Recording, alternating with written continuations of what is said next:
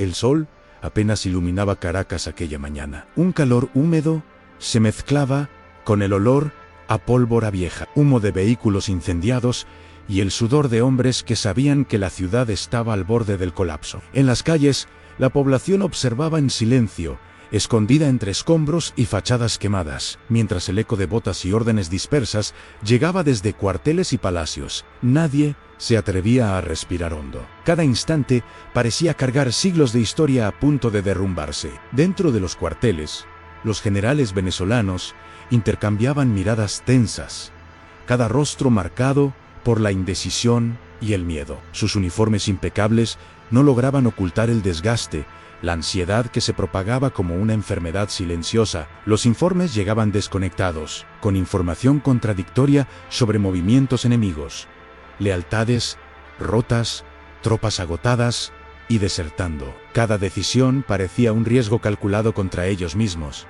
Cada orden, una apuesta imposible. En el Palacio Presidencial, el silencio era aún más pesado. El aire parecía espeso, como si cargara la tensión de toda la nación. Asesores se inclinaban sobre mapas y reportes, pero nadie hablaba con claridad. La mente de los generales oscilaba entre la esperanza y la desesperación. Sabían que estaban solos, que la línea de defensa del país dependía de cada falla humana, cada vacilación, cada miedo no confesado. Caracas se convertía en una ciudad que respiraba miedo colectivo, y cada suspiro llevaba la certeza de que algo estaba a punto de quebrarse. En las calles, los civiles miraban los edificios como quien observa un reloj a punto de estallar. Los niños permanecían cerca de sus madres, los trabajadores se escondían en callejones, los comerciantes cerraban sus puertas con manos temblorosas. El país entero parecía colgar de un hilo, y la sensación de impotencia se infiltraba en cada corazón. Lo que se aproximaba no era solo una invasión externa, era la quiebra de la coordinación,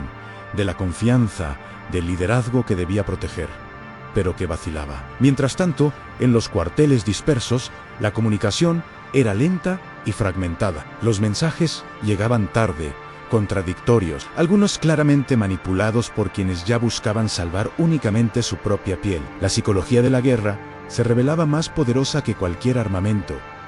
Los generales no enfrentaban solo tropas enemigas, sino el derrumbe de la confianza dentro de sí mismos y entre ellos. Cada decisión tardía, cada duda, abría brechas invisibles que el enemigo aprovecharía y que ese día cambiarían para siempre el destino del país. Toda la ciudad parecía escuchar el silencio tenso antes de la tormenta, y entonces se percibió el primer movimiento enemigo, silencioso, preciso, casi invisible. Era una prueba, y los generales, paralizados entre orgullo, miedo y duda, no reaccionaron a tiempo. Cada segundo perdido cargaba el peso de miles de vidas. Cada vacilación era una sentencia. Caracas se preparaba para presenciar que no solo los enemigos externos amenazaban al país, sino la fragilidad interna de quienes debían defenderlo.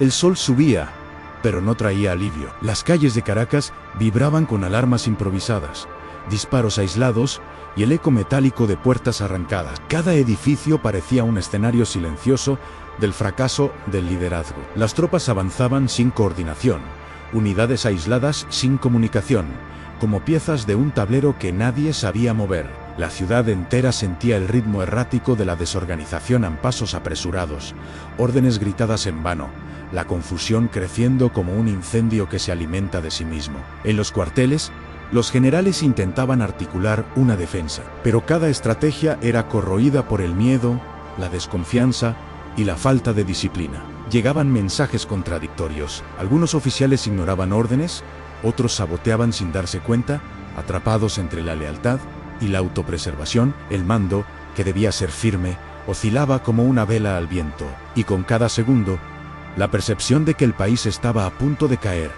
desgastaba aún más sus decisiones. En las calles, los civiles presenciaban el colapso sin poder intervenir. Los hombres armados, que debían inspirar confianza, mostraban dudas evidentes en la mirada. Cada error de los generales se reflejaba en tensión, gritos y vacilación entre los soldados. El país, antes seguro bajo la promesa de defensa, se transformaba en un teatro de desesperación.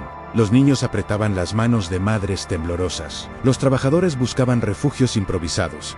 Y todos sabían, incluso sin palabras, que el liderazgo no ofrecería salvación ese día. Mientras tanto, los enemigos avanzaban con precisión calculada. No encontraban resistencia organizada. Cada falla de los generales venezolanos era aprovechada. Cada duda se convertía en espacio. Cada retraso en oportunidad. La psicología del combate, sumada a la vulnerabilidad interna del mando, hacía inevitable la victoria enemiga. No había valentía suficiente, ni estrategia clara, ni unidad, solo fragmentos de decisiones, miedo disfrazado de autoridad y un caos que crecía en silencio. El Palacio Presidencial, símbolo del poder, no era más que un escenario de indecisión. Los asesores debatían en círculos, los mapas se extendían sin propósito, las órdenes contradictorias iban y venían. Cada segundo perdido significaba más brechas abiertas, más ciudadanos expuestos, más vidas en riesgo. La ciudad entera, aún sin notarlo del todo, respiraba la ansiedad de quien comprende que aquellos que debían proteger fallan. El peso de la responsabilidad caía sobre hombros humanos frágiles, y la sensación de impotencia resultaba más letal que cualquier ataque. Y entonces se acercó el punto crítico. La última línea de defensa de los generales vaciló. Las tropas que debían cubrir el flanco norte no se movieron. Las unidades aisladas fueron derrotadas rápidamente. La comunicación desapareció. La falla no era de estrategia, sino de coraje. O quizá de comprensión menos. Y el país sintió el vacío del mando. Caracas empezó a ceder. No por fuerza externa, sino por el colapso interno de quienes debían defender cada calle, cada plaza, cada vida. En ese instante, el secreto de la derrota quedó claro. No era solo el enemigo quien decidía el destino. Era la mente de los generales, la fragilidad psicológica, la incapacidad de tomar decisiones firmes bajo presión. Cada vacilación, cada duda, cada disputa interna convertía a la ciudad en un tablero vulnerable. Y los defensores, sin darse cuenta, entregaban al enemigo la llave de la conquista. El país entero pendía de un hilo, y ese día el hilo se rompió. El mediodía cayó como una sentencia sobre Caracas. El calor se mezclaba con el humo, el olor a pólvora, metal quemado y el sudor de hombres entrenados para proteger, pero que ahora no sabían ni por dónde empezar. Cada calle parecía un laberinto de decisiones equivocadas. Cada esquina cargaba la tensión de un liderazgo vacilante. Tropas aisladas, órdenes contradictorias, oficiales paralizados, todo convergía hacia un colapso silencioso, pero inevitable. Los generales observaban desde sus cuarteles, intentando recuperar el control, pero ya era tarde. Cada plan trazado en días anteriores se deshacía en el momento de ejecutarlo. Comunicación perdida, unidades dispersos, desconfianza entre compañeros de mando. La propia estructura de defensa estaba corroída, y en el fondo de sus mentes crecía una certeza: no podrían salvar al país. El peso del fracaso los aplastaba en silencio, más mortal que cualquier ataque. En las calles, los civiles percibían la ausencia de protección. Los niños se escondían bajo mesas, las madres cubrían ojos para no ver la carnicería que se avecinaba. Los trabajadores buscaban puertas cerradas en edificios improvisados, y en cada rostro, el miedo no provenía solo del enemigo externo, sino del colapso de quienes debían defenderlos. Caracas respiraba ansiedad, desesperación e impotencia. Cada sonido de botas, cada explosión lejana, cada grito era un recordatorio de que los pilares del país se resquebrajaban desde dentro. Y entonces ocurrió en la última línea de defensa. Cedió. Las tropas encargadas de asegurar barrios estratégicos fueron superadas. Desertaron o se perdieron en el caos. La confusión se propagó como fuego en pasto seco. Los generales, ya conscientes de lo inevitable, no lograron coordinar nada. Cada orden era ignorada o malinterpretada. Cada decisión dudosa costaba vidas, territorio y dignidad. Venezuela entera parecía observar, impotente, cómo el país se desmoronaba sin una batalla organizada. En el palacio, el silencio era aterrador. El aire pesado cargaba la conciencia de la derrota inminente. Los asesores susurraban con desesperanza: Los mapas eran ignorados y las manos que debían mandar temblaban ante la certeza del fracaso. La quiebra no era solo militar, sino psicológica. Líderes, incapaces de actuar bajo presión, habían convertido la defensa en un espectáculo de impotencia. Cada segundo que pasaba aumentaba el precio humano del colapso. El enemigo avanzaba sin encontrar resistencia firme. El país no caía solo por la fuerza, sino porque la confianza se había disuelto. Cada decisión incorrecta, cada vacilación mental, cada miedo oculto de los generales se transformaba en territorio perdido. Venezuela presenciaba, como testigo, de sí misma, la demostración cruel de que el liderazgo es la verdadera fortaleza de una nación y que cuando falla, todo se derrumba.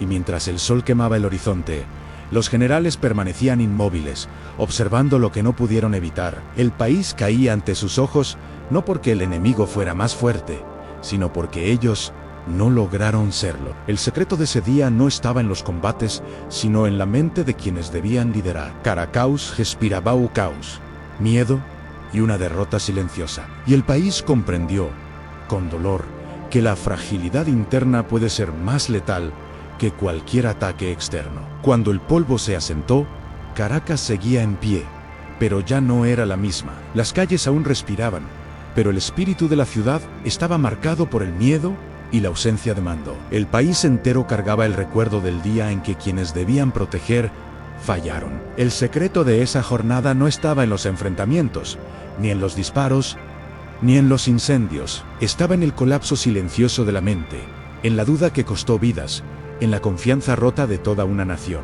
Los generales que sobrevivieron quedaron aislados, cada uno enfrentando su propia culpa. El uniforme impecable no podía ocultar el vacío en sus ojos, el peso de la impotencia y la certeza de haber fallado a un país que confió en ellos. Caracas sabía que no fue solo la fuerza enemiga la que decidió el destino, sino la incapacidad interna de liderar, la falla psicológica y la desorganización que hicieron inevitable lo imposible. Las familias, los civiles, los trabajadores observaban las consecuencias. El país respiraba de otra manera, silenciosa y cautelosa. El olor a pólvora aún persistía, mezclado ahora con la incertidumbre del futuro. Cada edificio, cada plaza, cada esquina guardaba la memoria del error y del caos. La lección de ese día fue cruel, pero clara.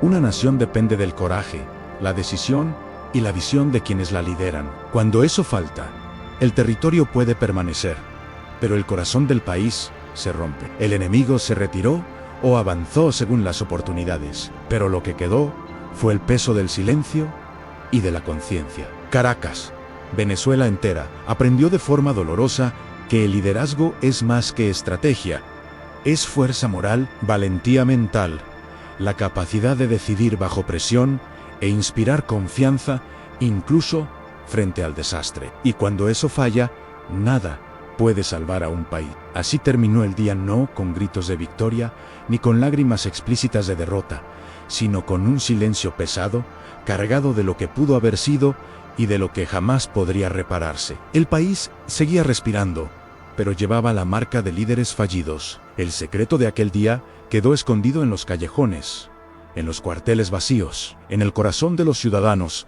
Una nación puede sobrevivir físicamente, pero fracasa cuando quienes deben defenderla no saben liderar. Y el eco de ese día resonó durante años, silencioso y profundo, recordando que la verdadera fortaleza de una nación no es la geografía, ni los arsenales, ni la valentía aislada, es la mente, el coraje y la disciplina de quienes se levantan para defenderla. Y cuando esa mente falla, el país cambia para siempre, aunque nadie cuente la historia completa.